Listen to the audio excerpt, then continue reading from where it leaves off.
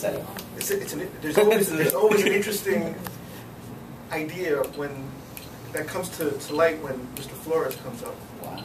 And today we're going to talk about things I learned when I jumped out of a plane. Wow. Please welcome. All right. Bear with me with these. Get these technical things out of the way. Just don't make us jump off a plane. I can jump out of a plane, but open up PowerPoint. No, we're talking about that. Okay. So the concept is the things I learned about life in U.S. Army Airborne School. Whoa. Now we're getting into it here. Jump. Vertical. The things I learned about life when I jumped out of an airplane. But before we get there, I just want to explain a little bit about Airborne School itself. Airborne School is a 3-week program. It's a rigorous program intended to test you both physically and mentally and indoctrinate the regular Army soldier in the ways of being a paratrooper. So it progresses in 3 phases. You have ground week, tower week, and then jump week. And pervasive throughout the entire course is an intense physical training program. Ground week is really about you practicing, perfecting your landing technique. Because in a military airborne operation, you hit the ground with quite a bit of force. It's not like a civilian counterpart skydiving where everything's graceful and everybody floats to the ground and it's high fives and smiles. No, I mean, you hit like a bag of rocks.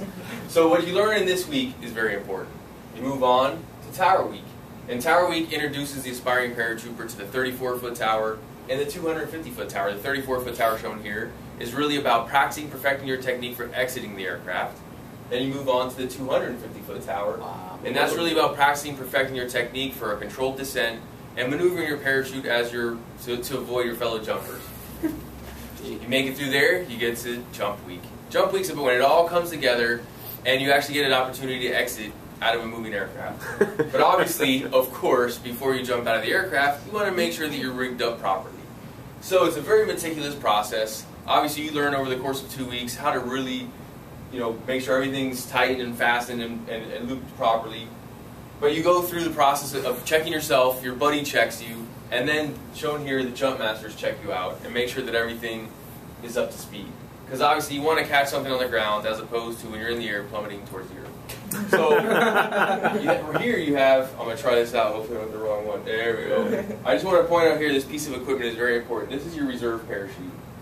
It's fastened tightly to your abdomen because in case something goes wrong, your main chute doesn't deploy, if there's any activity where you want to have a plan B, this is it right here. So once you do that, you get to go ahead and you move on to load up the aircraft. So you load up the aircraft and it's about a 15 to 25 minute flight before you get your first command, which is stand up. Everybody stands up, and from that point forward you're making sure that you're communicating with the people that are around you, because it's very important.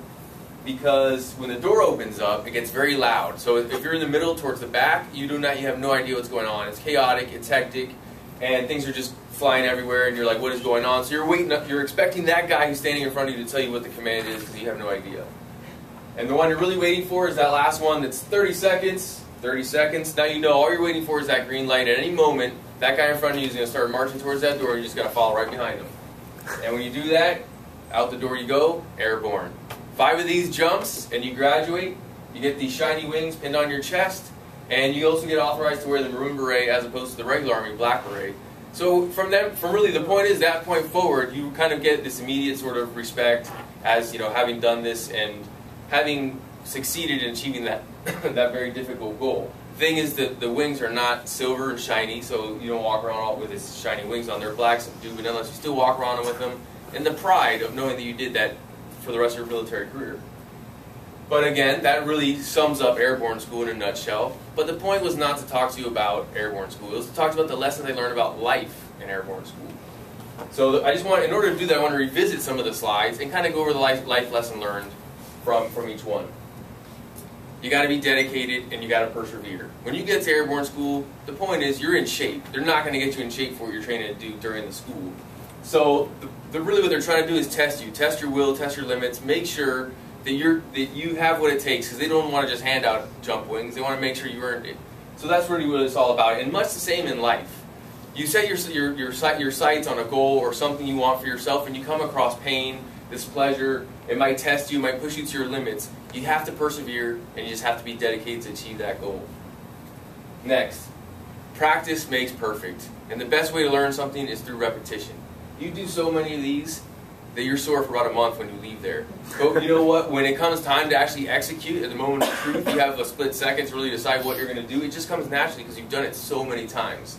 And I think, like, again, it's much the same about life. I thought Mike last week gave a good example of this.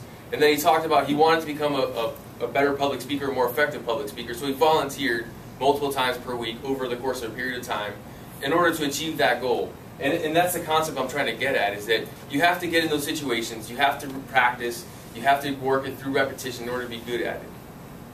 Next, you have to check yourself every once in a while.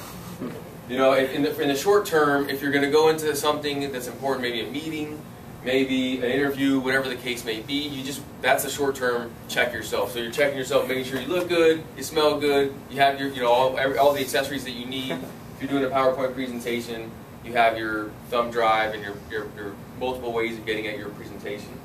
But in the long term, it's also important to think about it that way as well. Every once in a while, you got to take a step back and think about it in terms of, if you're moving towards your goal, if you're hitting all those benchmarks, if everything is moving in the right direction, and you've prepared yourself fully for that moment of truth. Also, with the reserve parachute, you got to have a plan B. It's very important in life to have a plan B, because you don't want a small bump in the road to turn into a catastrophe like it would if you didn't have a reserve parachute where you're jumping and your main didn't deploy. So you want to make sure that you're always prepared for that alternative course of action. It might not be as smooth, might be a little bit bumpier of a ride, but nonetheless it'll still get you there. Also, it's very important that you think about letting the people around you know what it is that you're doing so they can help you get there. They can keep you accountable, and they can also sort of facilitate you moving in that direction. Because a lot of times if people don't know what you're trying to get at, they might mislead you, just not on purpose, but just because they don't know where you're going.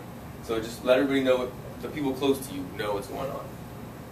And then finally, and most importantly, when that door is open and you get that green light, you got to make sure, no matter how scared you are, how nervous you are, how much every fiber in your body is telling you, what are you doing? This airplane is in flight. How are you going to jump out this door? You just got to do it, because you've worked hard, you've persevered, you did what you had to do, you sweat, and it's yours for the taking. You just got to jump.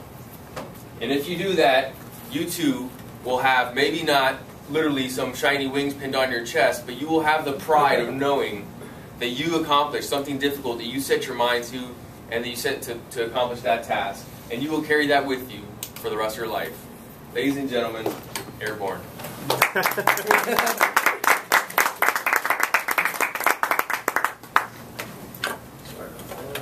Incredible.